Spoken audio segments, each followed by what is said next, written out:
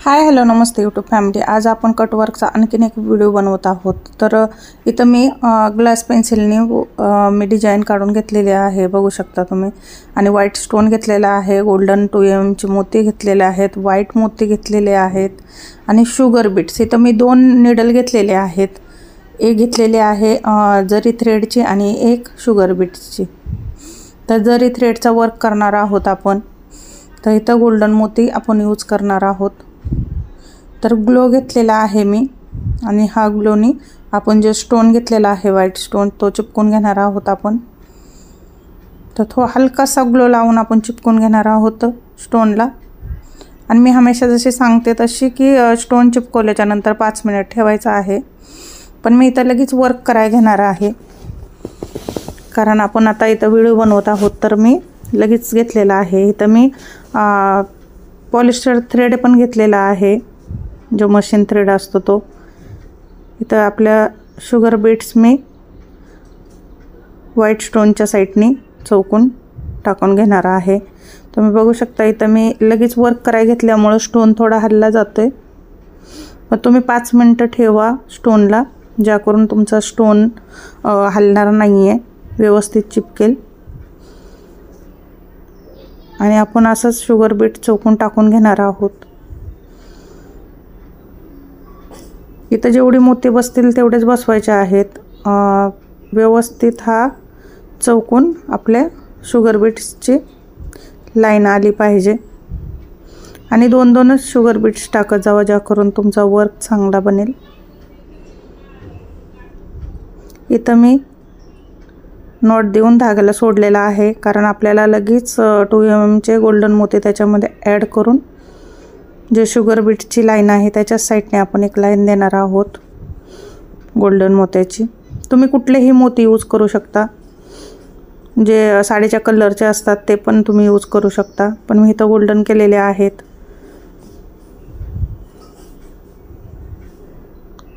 कारण साडीच्या ब्लाऊजच्या मॅचिंगचे colour use केले तर छान दिसतात।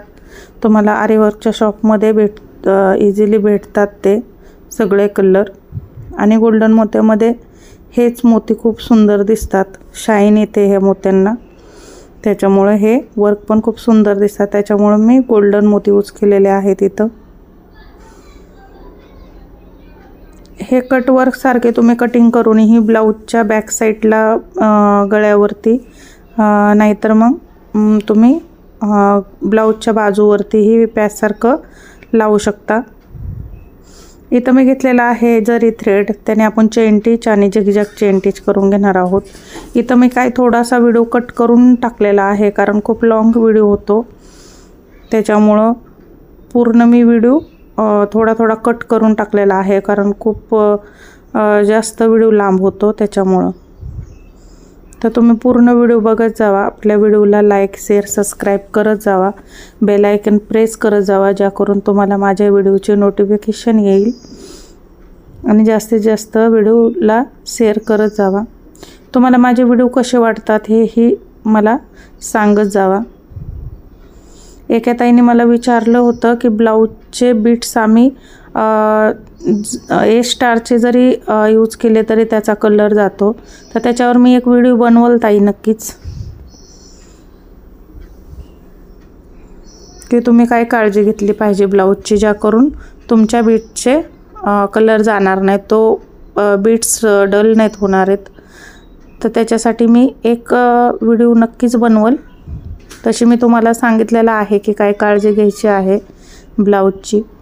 तर तुम्ही ही माहिती पण मला विचारू शकता। तुम्हाला जर काय ब्लाऊजबद्दल काय प्रॉब्लेम असेल बीट्सबद्दल, तर ते पण तुम्ही विचारू शकता मला।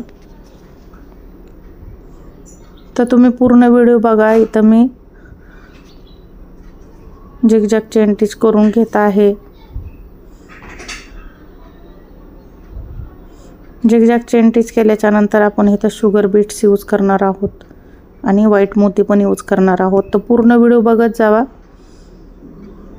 तुम्ही बघा व्हिडिओ।